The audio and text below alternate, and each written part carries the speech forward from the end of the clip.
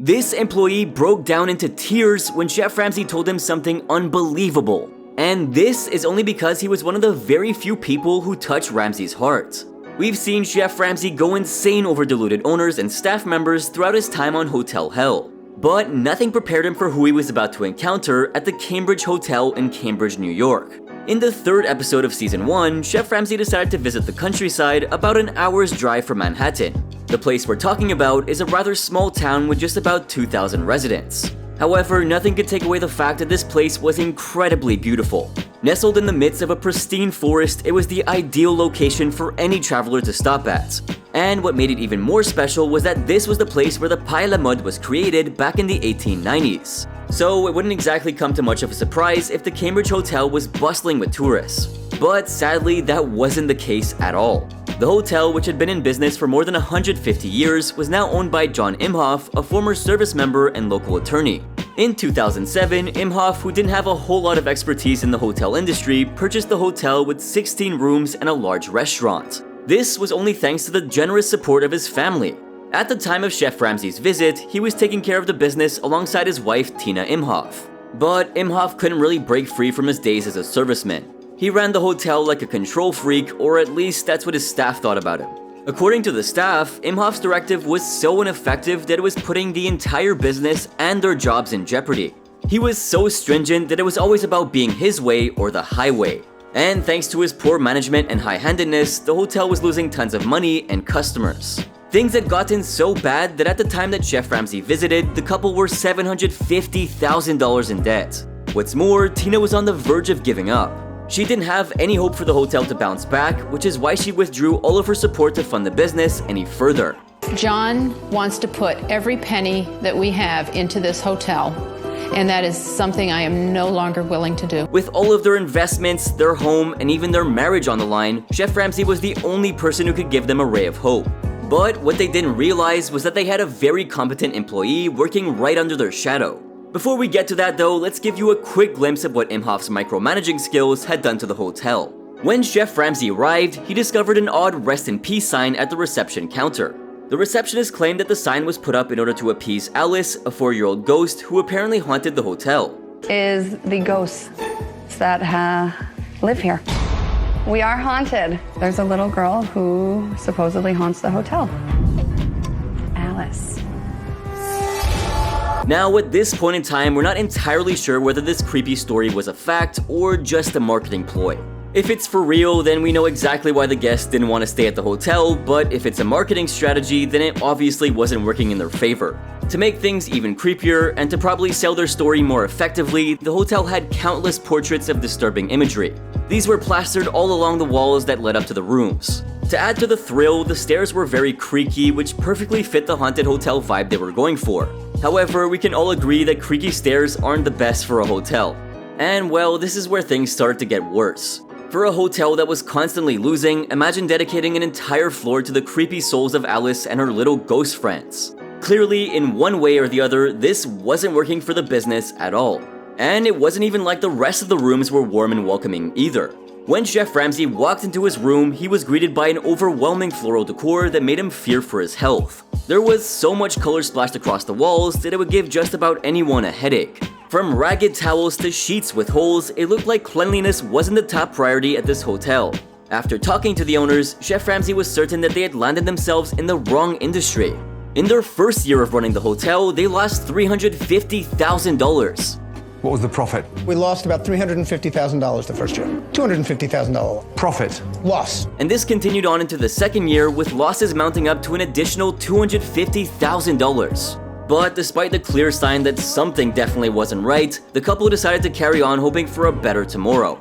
Their collapsing business was being funded by both their parents and kids. They had drained all of their funds and had reached a point where they intended to relocate to the 3rd floor. This was the creepy floor where supposedly Alice resided, since they had put up their home for sale. And this was all because of Imhoff's false belief that the business would one day turn a profit. But that wasn't gonna happen unless he changed his attitude.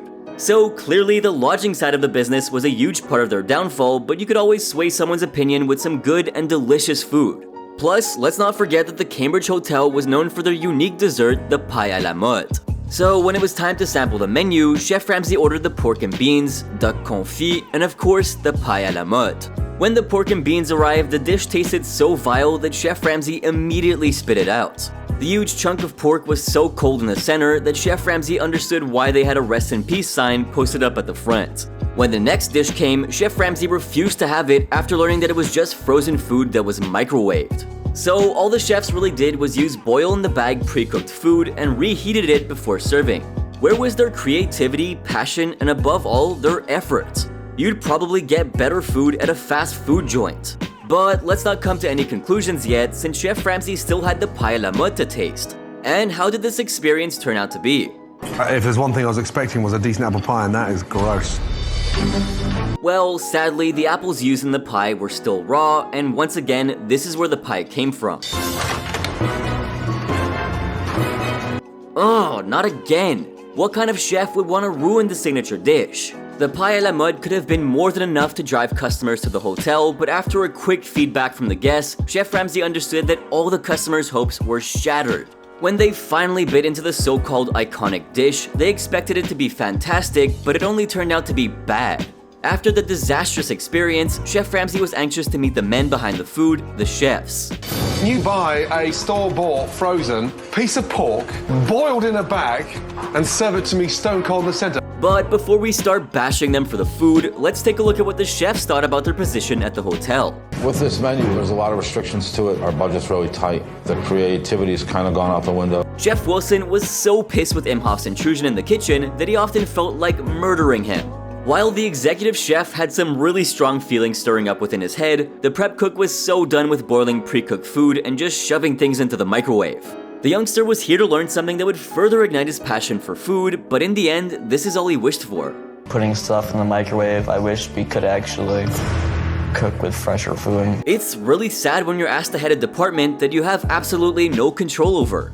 These chefs were given no freedom to decide the menu or what was going on the shopping list. They were so tight on their budget that it almost killed their passion for food. And the only reason behind all of this was Imhoff. When he took over more control, that's when I put up my hands. Okay, you want to run it? You run it. But Chef Ramsay was unaware of the Imhoff effect at this point in time.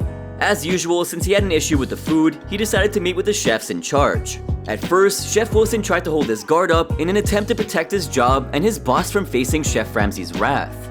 But when things got a bit more personal and Chef Ramsay started attacking him directly, Chef Wilson had to finally spill the beans. Chef Wilson's hands were tied, but when Chef Ramsay called him lazy for serving microwave food, this is how the executive chef reacted. If Gordon calls me lazy one more time, it could cause a problem.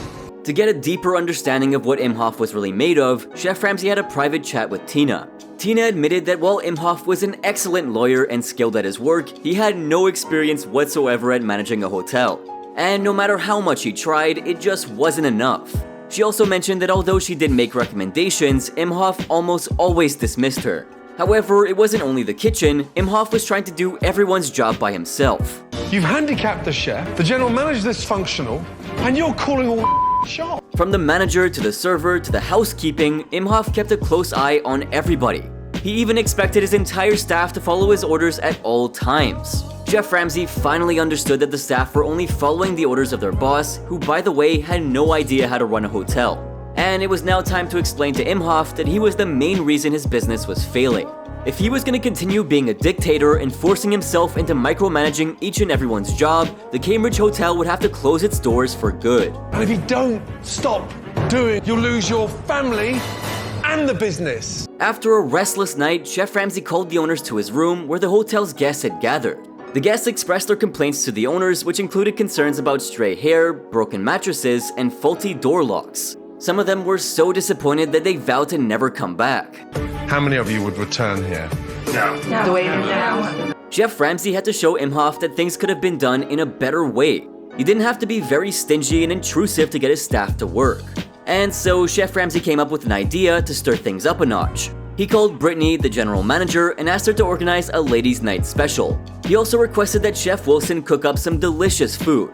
But in the midst of all this commotion, Chef Ramsay almost never met the employee who he mentioned touched his heart. As he was supervising the prep for the special event being organized, Chef Ramsay happened to spot the prep cook, Donald Telford, and just couldn't take his eyes off of him.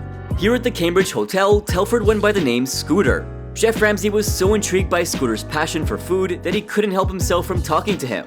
That's when Scooter revealed more about his journey into the culinary field. Cooking was never his initial field of interest. It was due to his disability that he was forced into getting a job that didn't demand a lot of physical exertion.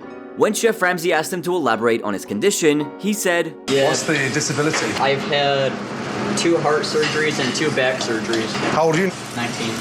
Chef Ramsay was taken aback by the 19-year-old's response. He couldn't imagine standing up on his feet for 12 to 16 hours every day, working all around the stressful conditions of a restaurant kitchen. And despite all the issues, the youngster wasn't only managing to complete his work, but he also did it pretty well. Chef Ramsay was blown away by Scooter's determination and asked him what he aspired to be in life. The prep cook, who had already enrolled in culinary school, shared his dream for the future with Chef Ramsay and said, I would like to have my own bakery and be a professional executive pastry chef. Chef Ramsay was so moved by his passion that at that very moment, he decided to do something for the young man who was so full of aspirations. But first, he had to attend to something more important. Chef Ramsay had to take care of Imhoff and his poor leadership skills. If the owner continued to run the hotel like he did, soon the Cambridge Hotel would not only be haunted, but also deserted. And so, to prove his point, Chef Ramsay locked Imhoff up in a room and opened the doors to the guests. And quite expectedly, the evening was successful, but surprisingly, it instilled a renewed confidence in Imhoff. The hotel made $1,400 in just 2 hours, which was more than it made over a few days or even a few weeks. It's under $1,400 in 2 hours. $1,400. And this was a huge win for everyone. But all the while, Scooter had no idea what was in store for him. When Chef Ramsay surprised the staff with some freshly made apple pie, Scooter was moved to tears. He was so excited that he would be in charge of preparing and serving food as delicious as the one he was having that he couldn't help but cry. Chef Ramsay could feel the burst of emotions that Scooter was going through, and he embraced him with a warm hug. By the end of the day, Scooter was feeling very confident in himself and felt much closer to achieving his dreams. But that was nothing compared to what Chef Ramsay already had planned for him. After a successful relaunch, when it was time to say his goodbyes, Chef Ramsay met up with Scooter and asked him to keep in touch. I want you to keep in touch with me. I'll give you my email address because I want to finance those next 4 years in college personally. But what he said next shows us what Chef Ramsay is truly made of. This man was made of gold. He said, And keep that dream alive one day of owning your bakery. And then when your bakery's open, all I want back is a loaf of bread. Chef Ramsay further asked Scooter to keep his dreams alive, and it would be a pleasure to fund his education. In return, all Chef Ramsay expected was a mere loaf of bread. Well, isn't that the sweetest thing you've ever seen? It looks like Scooter was in the right place at the right time. Sadly, the future wasn't as bright for the hotel. After being put up for foreclosure in the spring and being acquired by the bank, the Cambridge Hotel closed down in June of 2012. Scooter reportedly worked in a nearby Italian restaurant after graduating from catering school.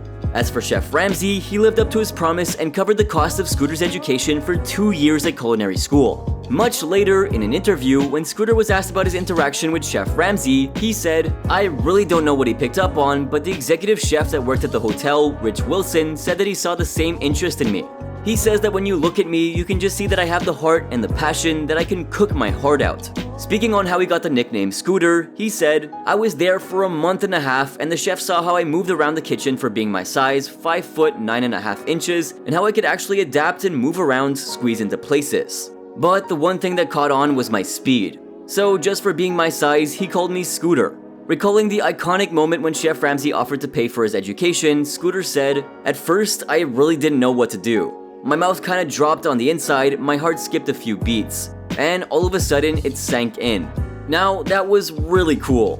But do you know what else is cool? Leaving a massive like down below and subscribing to our channel for more. This way you'll never have to miss out on any of our amazing videos.